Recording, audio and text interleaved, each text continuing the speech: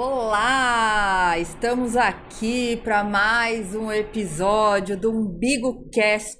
Esse UmbigoCast é um projeto meu de vida, porque eu acho que a gente precisa comunicar. Quando a gente é médico, a gente tem essa responsabilidade, né?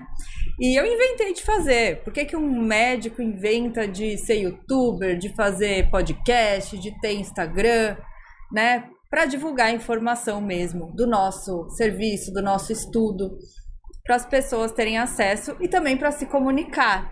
Eu acho que umbigo significa comunicação, significa elo, união. Então, por isso que eu fiz esse UmbigoCast. E nesse terceiro episódio, eu chamei mais um colega. Nos 2 episódios anteriores, eu tinha chamado uma colega ginecologista obstetra. No segundo episódio, eu chamei uma psiquiatra. E hoje eu estou com um cirurgião plástico. Isso mesmo. E vamos lá apresentar o doutor Marco Aurélio Guidulli. Ele é cirurgião plástico, membro da Sociedade Brasileira de Cirurgia Plástica. Ele é formado pela Unicamp.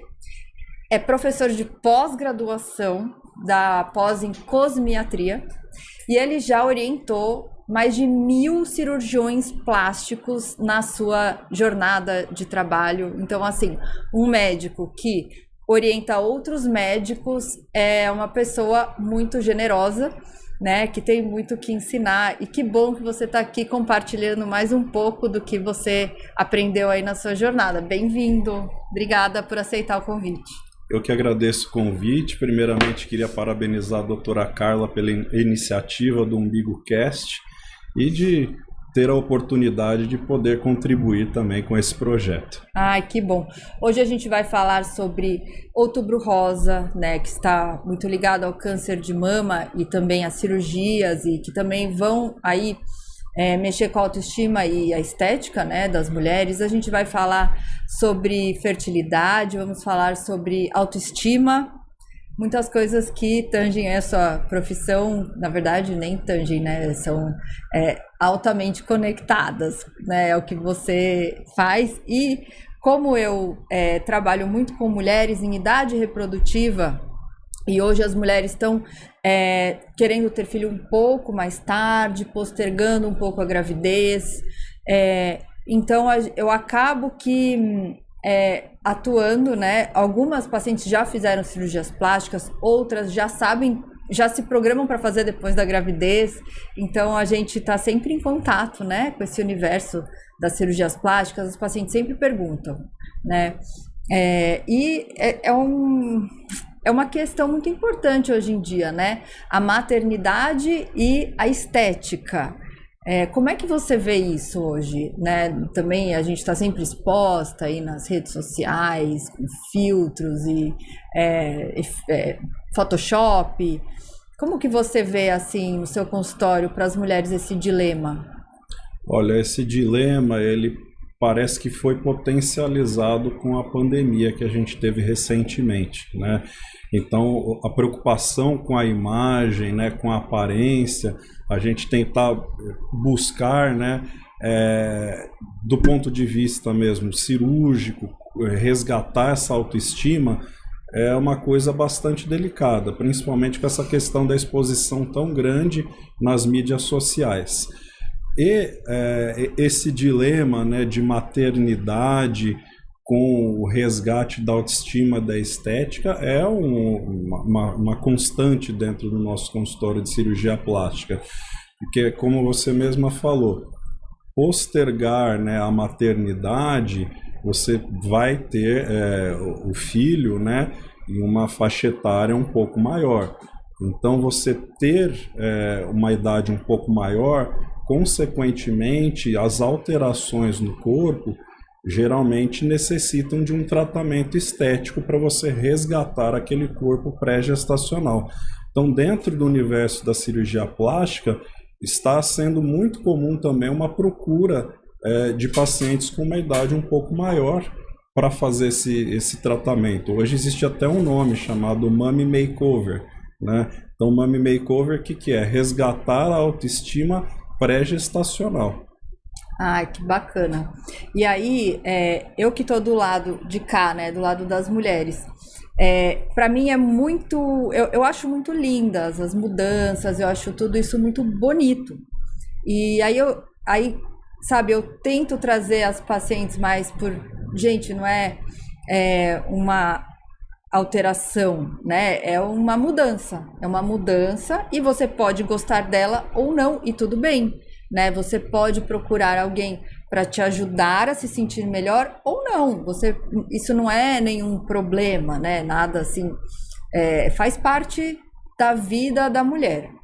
E uma coisa que eu ouvi recentemente de uma psicóloga, e eu achei muito interessante que ela falava, e gente, desculpa que eu não lembro o nome dela, mas ela falou assim, que a maternidade e as pacientes que eu lido, né, da infertilidade, é como um vazio, né, tão grande, assim, você não ter passado por essas mudanças, você não ter tido tudo isso. Então, isso é algo muito desejado por algumas mulheres. Eu quero tudo isso, eu quero mudar, eu não ligo ter estria, ficar com a barriga flácida, o peito ficar diferente. Muitas mulheres, assim, que passam pela infertilidade, realmente, elas querem tudo isso. E tem outro perfil de paciente que morre de medo, que tem pavor de tudo isso. Mas existe uma convergência, porque no final, se você posterga muito, né, por medo das mudanças, você vai acabar no grupo das inférteis, e aí você vai passar a desejá-las. É realmente algo assim difícil de lidar, né, essa equação hoje em dia. Eu acho que essa equação ela fecha no sentido de que gerar uma vida é algo tão belo, né, que a gente não pode cercear, né? Acho que a coisa mais importante que existe no mundo é a vida, né? Então você não pode cercear essa coisa maravilhosa de gerar uma vida, de ter essa oportunidade, de medo de alterações no corpo. Eu acho que se a pessoa ela não consegue lidar muito bem com essas alterações, hoje, com o desenvolvimento da cirurgia plástica e de tratamentos cosmiátricos, por exemplo, você consegue restabelecer o corpo de antes, ou muito próximo dele, ou talvez até melhor. Ou até melhor, é verdade. Então, porque com a maternidade as mulheres ficam cansadas e tudo, mas também realizadas, né? Acho que são fases que cada mulher passa, né, diferente. Mas me conta uma coisa. Tinha uma época em que, assim, cirurgião plástico a gente já pensava silicone. Hoje em dia tá assim, ainda as mulheres procuram muitos implantes de silicone. Eu ouvi dizer que muitas estão retirando, que colocaram silicones muito grandes na época, enfim. Como que tá? A cirurgia plástica, assim como a moda, né, ela vai mudando, né? Então eu, por exemplo, me formei 20 anos atrás. Então 20 anos atrás era a moda do silicone grande. Mas, por exemplo, quando eu entrei na faculdade de medicina em 1999, não se falava muito de silicone. E quem colocava silicone eram próteses pequenininhas. Então a gente passou pela fase de não ter nada, a fase de próteses pequenas, fase de próteses grandes, né? Então, quando eu era residente de cirurgia plástica, era moda próteses de 400, 450 ml, todo mundo queria ficar com o seio bem redondinho, né? E isso daí foi passando. Hoje, a procura pelo silicone, ela diminuiu. Existe uma procura agora para o explante, que é a retirada das próteses de mama. Então, hoje não é o carro-chefe mais do consultório de cirurgia plástica. Antes, a cada 10 cirurgias, 9 eram próteses de mama. Hoje não, a cada 10 cirurgias, uma é prótese de mama. Então, sim, caiu bastante a procura. Que interessante, né? Como muda. E como você falou da rede social, né? A gente não adianta, a gente está nas redes sociais e nós consumimos também conteúdo, né, da rede social. Por mais que eu não tenha muito tempo, assim, um tempinho a gente acaba olhando. E eu vejo muito a questão da lipo HD, o bumbum também, cirurgia no bumbum, homens também fazendo bastante tratamento e a área de injetáveis, né, que também cresceu demais. E eu vejo pacientes, pessoas muito jovens já fazendo esses procedimentos. Tanto, imagina, a pessoa com 20 anos fazendo procedimento para rejuvenescer, né, que são preenchimentos, botox, pessoas muito jovens. E aí, do meu lado, eu vejo que essas pessoas estão tão preocupadas na aparência, mas a parte de saúde mesmo, como um todo, muitas vezes fica esquecida, fica deixada de lado e não adota hábitos saudáveis, né? Às vezes alimentação, bebida, droga, cigarro, tudo pelo imediatismo, para tudo ser resolvido rápido. E tem também a questão da fertilidade, né? As meninas de 20 anos, elas estão muito preocupadas, que eu vejo, com a estética, em investir pesado em procedimentos, mas os ovários delas, em 20 anos, já estarão nos seus finalmente. Então não adianta. Existe um período ótimo para reprodução, que é dos 20 aos 35. Após os 35, você já não está mais no seu período ótimo de reproduzir. E aí, tudo que você investiu, às vezes, em algo que nem era necessário, você deveria ter pensado melhor na sua saúde como um todo, né? Porque reprodução, os óvulos estão inseridos no ovário, que estão inseridos dentro do corpo da pessoa. Então, tudo que ela faz vai ali agredir diretamente as células foliculares e dos óvulos. E os homens também. Muito uso de anabolizantes, muito cedo. Como é que você vê isso, assim? Você vê pacientes muito jovens já preocupados com a questão da estética? Como que tá? Olha, o paciente jovem que a gente vê hoje no universo da estética, ele está muito focado na prevenção, né?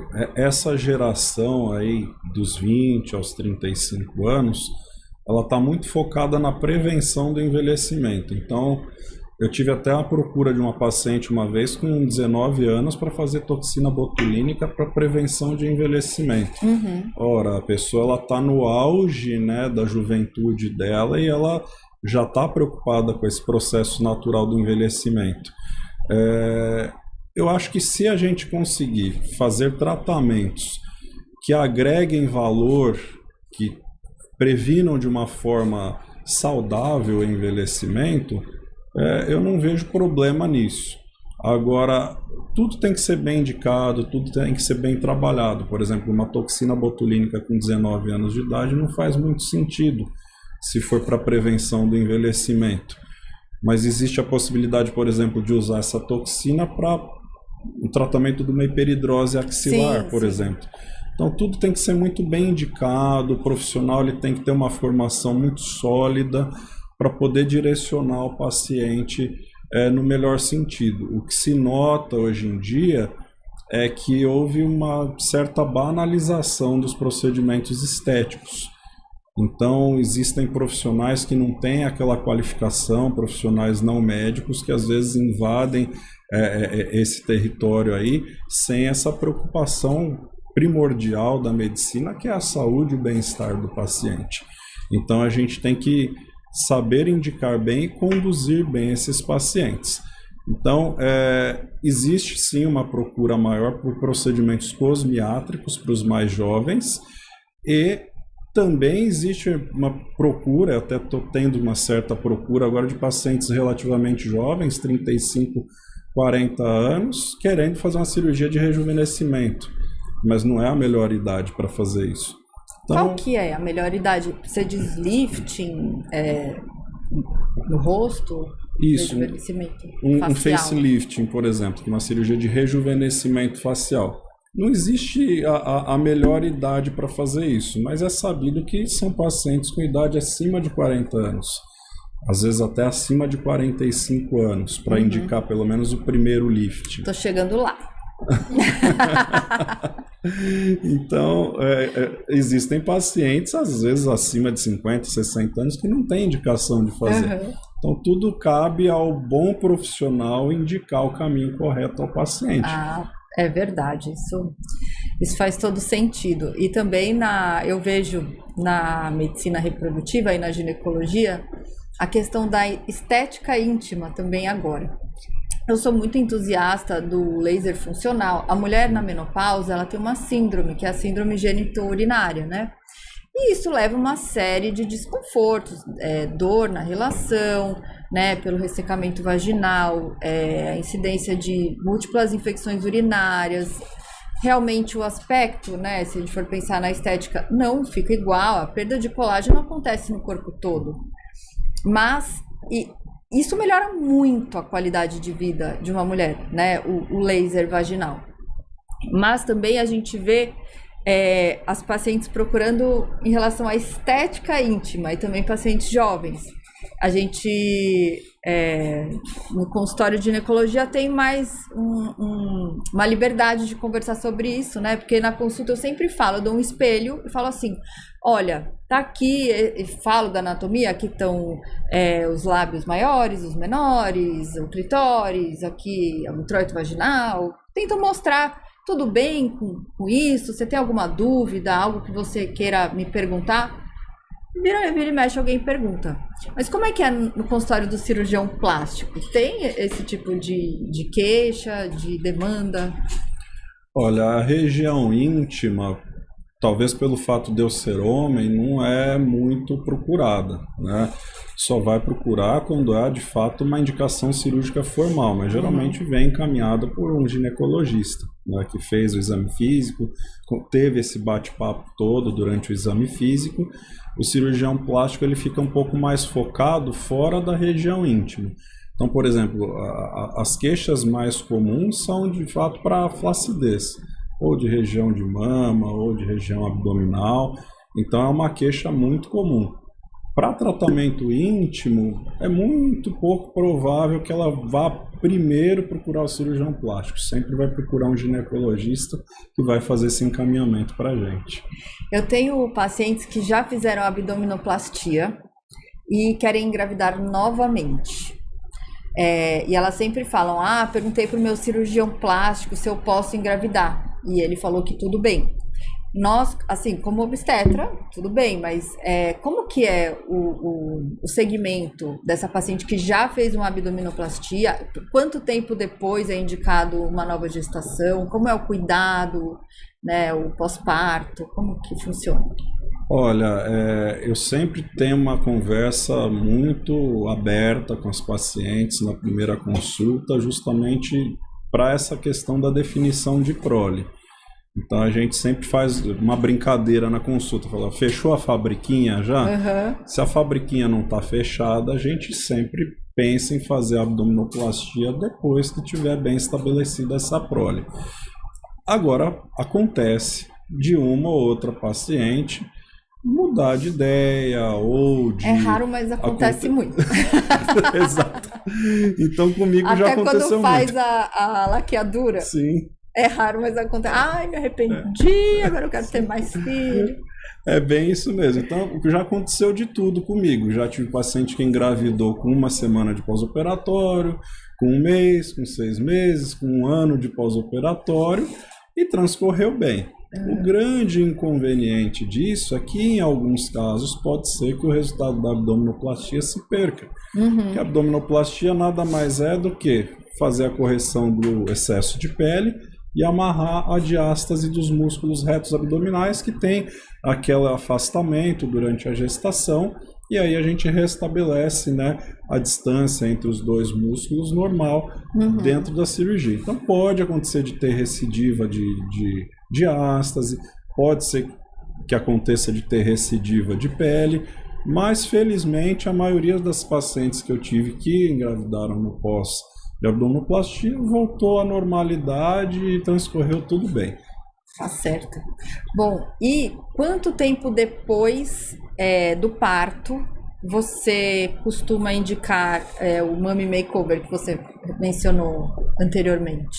Nossa, essa pergunta é ótima. Por quê? Porque tem muita gestante que às vezes procura o cirurgião plástico e pede para que a gente entre lá no parto para já fazer o Mami Makeover lá na maternidade. Porque parece que tem uma fake news aí que dá para fazer, né? Olha, essa fake news... Você já ouviu falar nisso? Essa fake news teve desde sempre, desde que eu era acadêmico de medicina aí, no século passado, né? Já tinha essa preocupação, né? Mas eu acho que o correto é a gente sempre aguardar a fisiologia.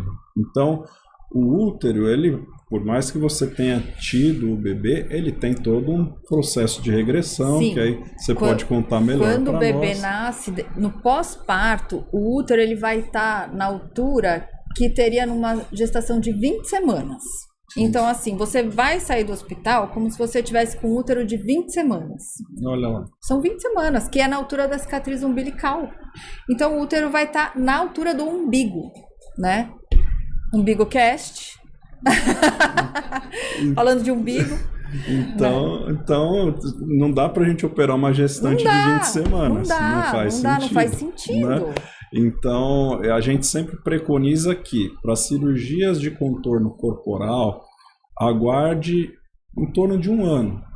E para cirurgias mamárias, em torno de 6 meses após o término da lactação. Então, para aquelas mamães que amamentam até 2 anos de idade, o bebê, são 2 anos e meio depois do parto. Então, eu sei que gera uma certa ansiedade para muitas, mas eu sempre falo, a prioridade sempre é o bebê. Isso daí desde o momento da concepção até esse bebê aí terminar, né, a amamentação, a prioridade é o bebê. E a mãe, obviamente, nesse período aí vai ficar em segundo plano e ela volta para primeiro plano depois que o bebezinho tiver mamado e estiver bem. E o que dá para fazer enquanto isso? Enquanto isso, existem poucas coisas a serem feitas do ponto de vista intervencionista. A gente sempre recomenda o quê? A alimentação adequada, isso daí tanto para a amamentação como para voltar aquele corpo anterior à gestação. Atividade física. Perde muita massa magra, né? A amamentação, eu vejo assim, eu sofri isso, eu definhei assim na amamentação, eu lembro que foi super, a gente é consumida, então é isso, é alimentação, atividade física, né? Atividade física e alguns procedimentos, né, cosmiátricos podem ser feitos nessa fase, mas não para grandes mudanças, por exemplo, para a parte abdominal não dá para a gente fazer muita coisa. Agora, para tratamento, eu vejo que tem uma certa angústia das mamães, principalmente aquelas que têm filhos acima de 35 anos de idade. Isso. Que elas querem, de alguma forma, fazer algum procedimento estético. Então, dá para fazer algum tipo de preenchedor facial já nessa ocasião. Dá para fazer botox? O botox, ele estava um pouco controverso, né? Então, até pouco tempo atrás, era proibitivo fazer botox. Amamentando. Mas hoje já houve uma certa liberação. A gente sempre preconiza que a mãe não esteja em amamentação exclusiva, então aguardar pelo menos 6 meses. E aí, depois que introduziu dieta, o bebezinho já está se alimentando bem, a amamentação deixa de ser exclusiva e nesse momento já está indicada a toxina botulínica. Então não tem contraindicação nesse momento. Bom saber, porque minhas pacientes todas me perguntam. Eu falo que não. Quando está amamentando, eu falo, amamentando não dá. Mas aí a gente vai se atualizando aqui, né? Já teve uma... Por isso que é bom, né, o podcast. A gente faz conexões, né? A gente se atualiza e conhece outras áreas. Uma outra pergunta que eu queria fazer é sobre a cicatriz da cesárea, né? Eu tenho pacientes de mais idade e uma grande parcela delas elas tentam ter parto normal, acaba tendo mais risco de pressão alta, de diabetes estacional e assim acabam tendo uma indicação de cesárea. Como cuidar da cicatriz da cesárea para que a gente tenha um resultado estético melhor? Então, por incrível que pareça, eu estava vindo para cá e estava respondendo os WhatsApps e uma das perguntas era isso, era uma foto de uma cesárea que estava lá com 9 meses e tinha algum pouco de hipertrofia. A cicatriz da cesárea, ela tem que ser tratada desde o intraoperatório pelo obstetra. Então passa pela questão dos cuidados de fechamento, né, de sutura, etc., que hoje praticamente já é unânime, que todos os obstetras já têm esse cuidado de fechamento da ferida, né? E logo depois que tira curativo, tira sutura, etc., a gente já faz um trabalho de acompanhamento dessas cicatrizes. Então tem muitas gestantes que me procuram aí no puerpério para fazer esse acompanhamento da cicatriz, e aí são cuidados locais com gel de silicone, que às vezes a gente usa. Se a gente entende que está evoluindo com uma hipertrofia, a gente já entra com algum tipo de corticoide, né? E em alguns casos mais extremos aí evolui para queloide, então a gente tem que tratar como se fosse o queloide. Então esse tipo de preocupação existe, é passível de tratamento e já começa lá no centro obstétrico. E tem uma complicação, eu não sei dizer se é uma complicação, é algo que pode acontecer, enfim, eu acho que é um infortúnio que acontece às vezes e que não é uma doença nem nada, que é um acúmulo de líquido que a gente tem às vezes na cicatriz. E esse líquido, ele dificulta muito o processo de cicatrização, né? E a gente, né, como obstetra, nota que nesses casos a gente aspira esse líquido, não é um líquido infectado, é o seroma. E a cicatriz não fica boa, na maioria das vezes. É muito complicado. Então, para o obstetra tratar disso sozinho, é algo muito chato, porque a gente faz o que pode, mas esteticamente nunca o resultado vai ser aquele que a gente esperava. Mas não é uma complicação infecciosa, é algo da cicatrização de cada mulher, né? Como que vocês encaram o seroma na cirurgia plástica? Olha, seroma acontece na cirurgia plástica também, principalmente na lipoaspiração, que é uma cirurgia que praticamente é 50% da seroma. Então você vai ter que funcionar, fazer esses cuidados todos que vocês têm, né?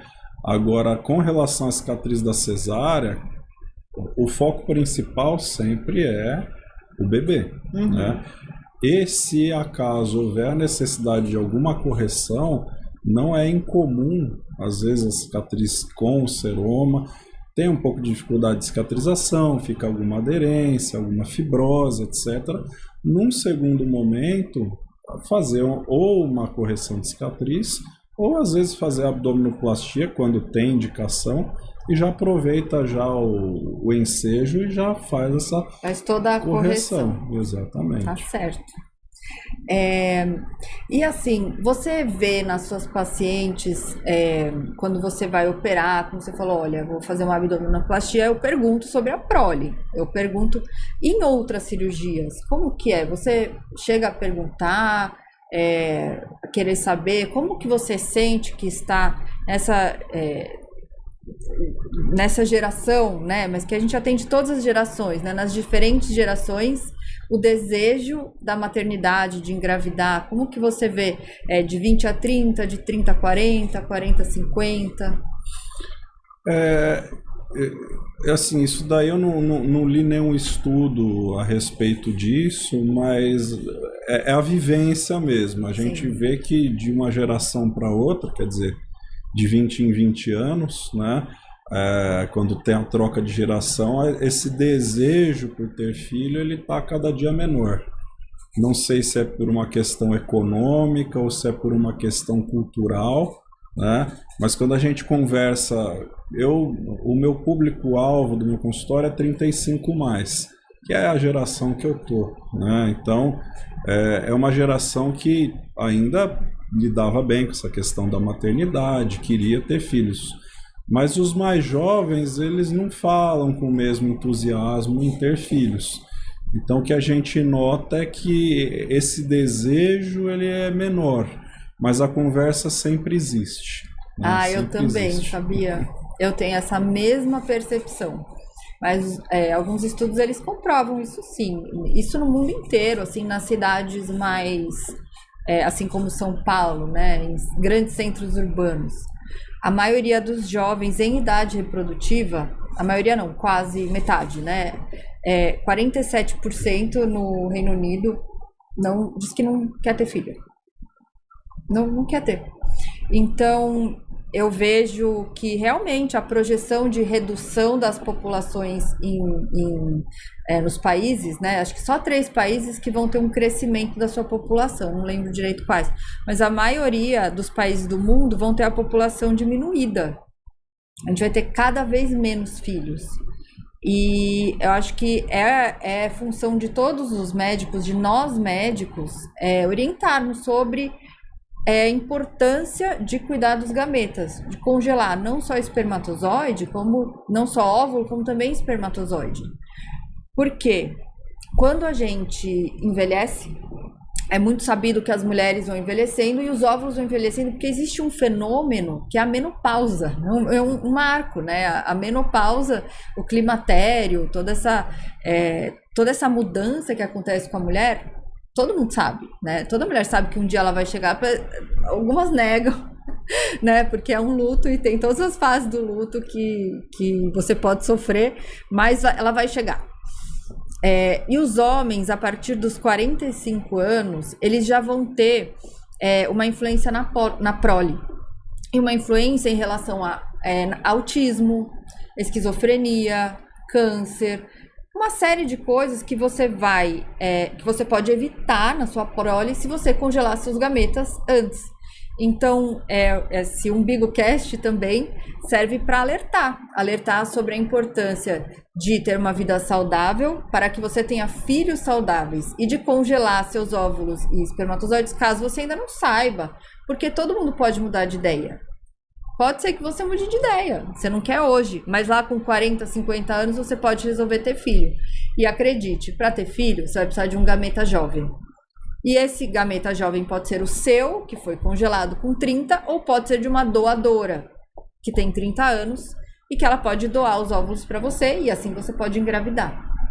Então essa é uma mensagem também, né? Que eu acho que se eu puder usar esse podcast para alertar, eu acho que é bem importante.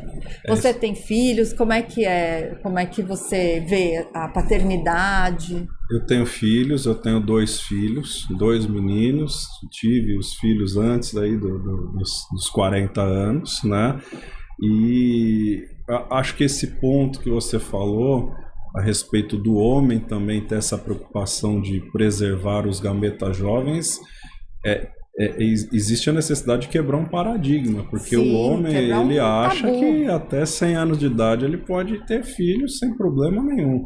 E não é bem por aí. Não é, né? Não é não. Então eu ciente desse problema todo, já tive minha prole antes, né? Hoje eu tô com 44 anos, né? E já defini isso antes, né? Enquanto bem jovem, né? Então... E aí a gente precisa também passar para os nossos filhos a importância, né? De cuidar. Porque imagina, você vai ter um filho, metade do DNA do seu filho vem de você. Então, assim, claro que se a gente está exposto aí à poluição, microplástico na comida, na água, parabenos, fitalatos, são todos disruptores hormonais. E que hoje... a gente está mergulhada nisso, né? Nós estamos mergulhados em disruptores hormonais. Isso está afetando a nossa saúde. Então, junto com não quero ter filho, mais uma epidemia de infertilidade mundial, porque a cada 6 pessoas, uma vai ter dificuldade para engravidar. Então, a cada 6 pessoas, uma vai ter problemas, né? E a gente vê, com o passar dos anos, a OMS, ela faz um estudo sobre o espermograma dos homens e, assim, ele vem caindo. O espermograma, ele vem diminuindo seus parâmetros nos últimos 50 anos. Então, os homens estão mais inférteis também. As mulheres estão também sofrendo isso, porque é intergeracional. Então, se eu estou exposta a tantas coisas e eu estou grávida de uma menina, esse ovário que está surgindo na minha barriga já vai surgir com uma menor potência, né?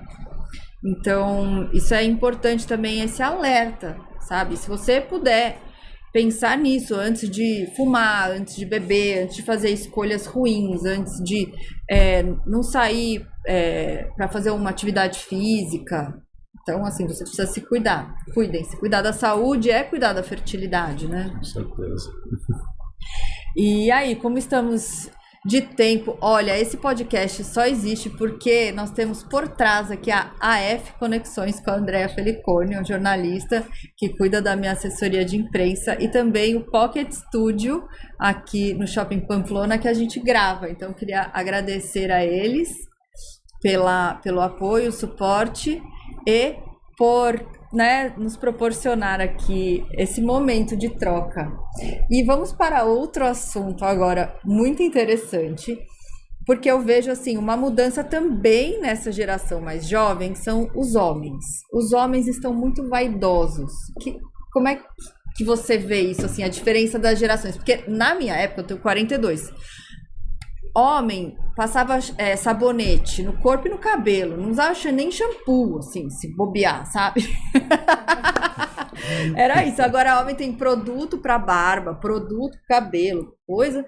É assim, eu acho super legal que os homens estão se cuidando, estão mais saudáveis, e que caiu esse estigma de, você tá se cuidando? Tá se cuidando demais, sabe? Eu acho bacana, mas eu queria saber como que tá na sua prática.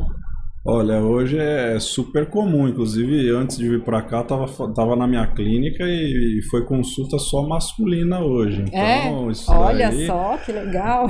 já virou uma regra mesmo. A gente tem que parabenizar os homens, porque querendo ou não, o pessoal, até a minha geração, não era isso mesmo, era sabonete para cabelo, para barba e para tudo, né?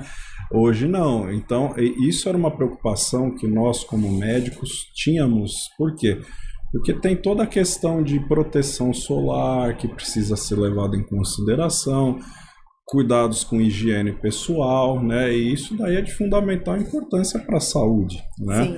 Então eu vejo com bons olhos essa questão do homem estar mais vaidoso, o homem estar mais se cuidando. Eu acho que o bom exemplo das mulheres se estendeu aos homens e não ao contrário, o mau exemplo dos homens não passou para as mulheres. Então, não tem nem feliz. como, né? E me fala uma coisa, qual é o procedimento que os homens mais procuram? Assim, qual é o procedimento mais buscado por eles? Cirurgia plástica, assim, disparada é a lipoaspiração. Aí o pessoal quer resolver a barriguinha, né? Então... Homem tem diástase também? O homem ele pode ter diástase em alguns casos, ou um enfraquecimento da parede abdominal, ou se o paciente é um ex-obeso que teve um processo de emagrecimento grande e cursa com a diástase. Então eles também fazem um mummy makeover. Então é o papi makeover, né? Mas a gente acaba, às vezes, fazendo abdominoplastia em homens com uma incidência muito menor do que nas mulheres, mas a lipoaspiração não. Porque o homem ele tem um padrão de distribuição de gordura androide, que é o quê? Aquela gordura central, mas na região abdominal. Diferente da mulher, que ela tem um padrão de distribuição de gordura ginoide, que é mais na região de quadril, culote, né? Então o homem, às vezes, ele faz tudo certo, mas a barriguinha tá lá, sem jeito de resolver sem uma lipoaspiração. Então, esse tipo de tratamento é comum do ponto de vista cirúrgico. Mas os homens procuram também por um botox, por um preenchimento, enfim, para outros tratamentos cosmiátricos também. Ah, legal. E agora nós estamos chegando no Outubro Rosa, é o mês em que a gente alerta, né, lembra, conscientiza do câncer de mama. O câncer de mama, ele acontece em mulheres, mas também em homens, né?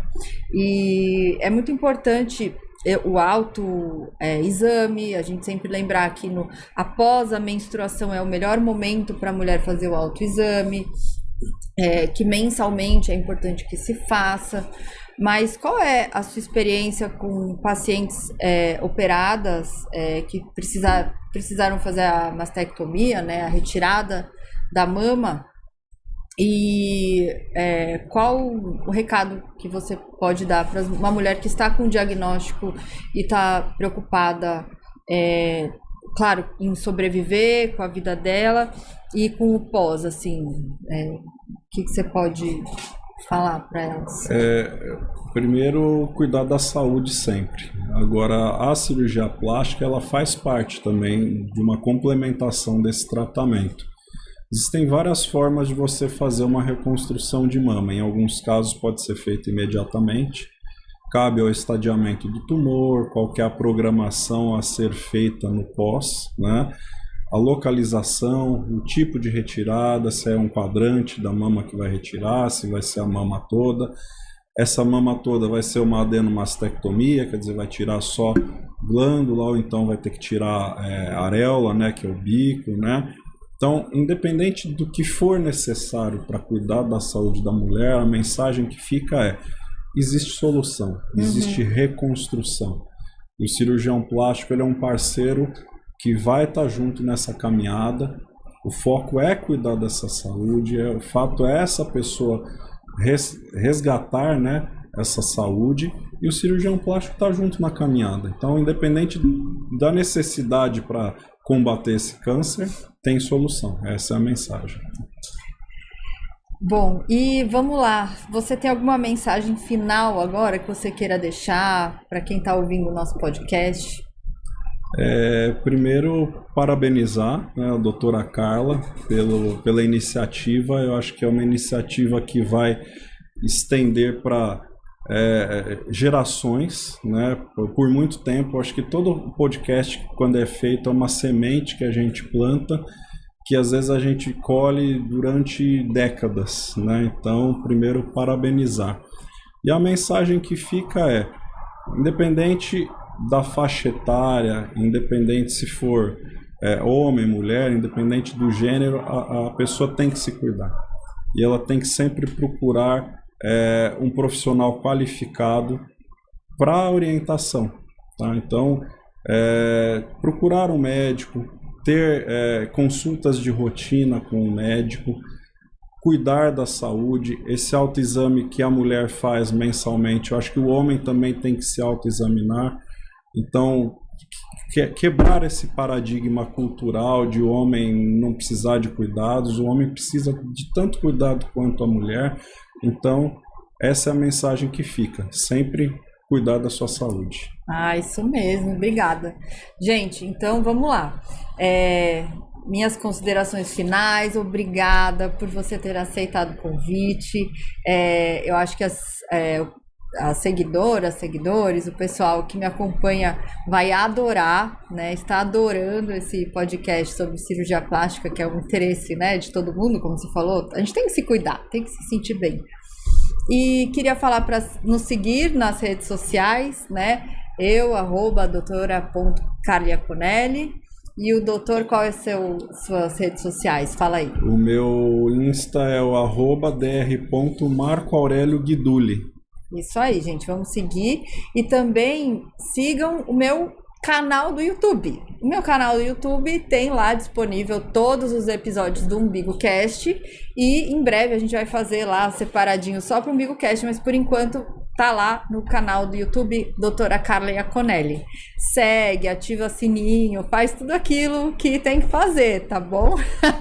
E apoiem pra gente fazer mais episódios. A curtida de vocês é o que nos motiva e a divulgação é o que me motiva para continuar trazendo pessoas aqui para trazer informação.